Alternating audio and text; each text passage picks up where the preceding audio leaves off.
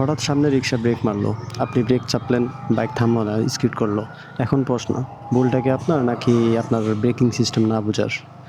Drum, disk, CBS, ABS এই চারটা পার্থক্য আর সঠিক ব্যবহার না জানলে আপনি যত ভালো রাইডারে হন না কেন, একটা ভুল একটা ভুল ব্রেকই আপনার বড় বিপদ হতে পারে।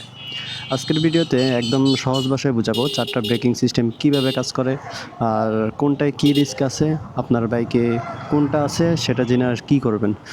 তো চলুন শুরু করি।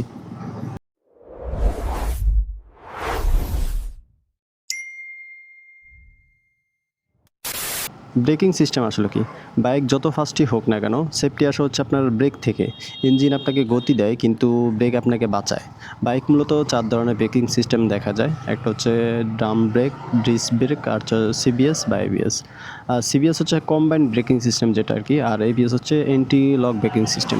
এগুলো শুধু নাম নয়, আলাদা আলাদা কাজের ধরন, রিস্ক, তারপর আপনার রাইডিং স্টাইল কোনোটার সাথেই মিল নয়, সব আলাদা আলাদা।